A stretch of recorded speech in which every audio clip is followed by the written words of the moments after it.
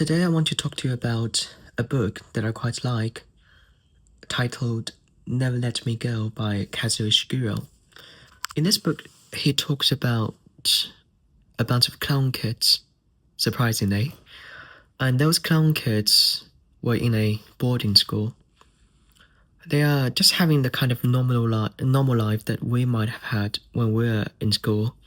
You know, we have classes, we have homework, we have friendship, we have girlfriends and boyfriends, that kind of things, you name it. So in the first part, you can't tell any difference at all, or barely any difference between them and, say, normal kids. But in the second part of the book, things have changed. Somehow it's shown in this book that they have a task, those clown kids. They've got to offer their organs, or let's say to donate their organs to other people, to real people. It turns out that's the mission they have, the reason why they've been brought up to this world. And it's quite sad, because there's a point that when they pretty much offer up everything that they've got, that's the point they are completed in the term given in this book, but actually what it means is that they die. That's the destiny of those clown kids. To me, this is a fascinating book, first of all, because it shows pretty much the destiny of every individual in this world, in a sense. Because don't think that we're fundamentally different to those clown kids. We're all kind of brought to this world, you can say, innocent and naked.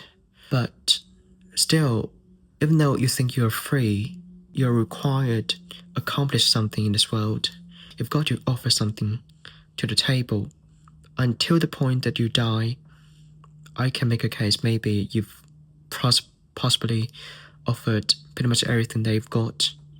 So, in a sense, we're like those clown kids. But there's a deeper kind of moral or level of understanding about this book that I want to share with you guys. And that is about the very idea of running away, escape, or rebellion. Because in a lot of books, fictions, blockbuster movies where there's suppression and there's injustice done to a group of people, what's interesting people is the very fact that those protagonists try to run away, they try to rebel, they try to establish something new. But that hasn't happened in this book. And the author, Kazuo Ishiguro, got asked countless times about why those clown kids didn't try to run away or rebel. There's one answer of his that has thinking in my mind over the past few days that I want to share with you. To paraphrase it, what he said was, sometimes if that's all you have known, if that's the world you've grown up in, maybe you just don't know the boundaries for which you have to run. And what you can do, sometimes heroically, is try to make sense of your life within those confines by finding love, friendship, and meaning. So, to me, what's fascinating about this statement is the very word he uses here, heroically. It reminds me of my grandmother, actually.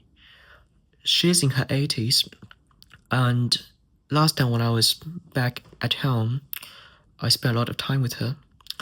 And the thing is that she can't hear me anymore, but she can read. So out of boredom, I just did something quite interesting. I wrote something on the note on my iPhone, and I showed it to her as prompts. Something like, what were you doing when you were 12? What were you doing when it's in the 1950s?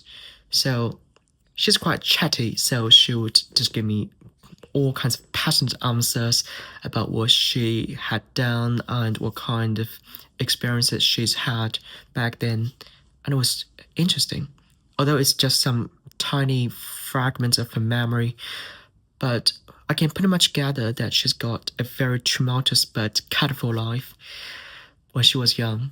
And when you're looking back from a perspective of outsider, you can make a case it's a miserable life, as it was, I imagine, for a lot of Chinese people back then, because there's a lot of things that we can't control. during that time period in the 1950s, like the Great Famine, and in the 1960s.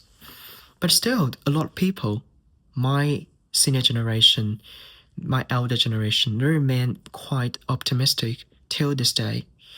And they'd love to have a laugh about their experiences, despite the fact they suffer greatly. Maybe they're like those clone kids as well, you know.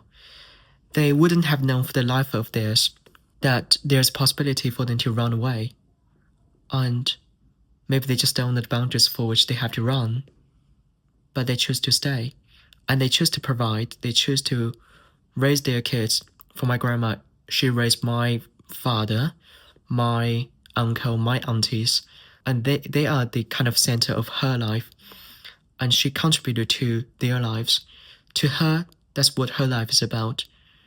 So you can make a case that they are heroic people as well, but they are somehow obscured in history in our time. But I think it's important that we somehow, from now on, maybe pay attention to those people, if you like, because it's those people who choose to stay, who choose to do these jobs, who don't choose to run away, build up what we enjoy today to an extent. And yeah, I think that's another reason for us to be kind to people. Yes, thank you.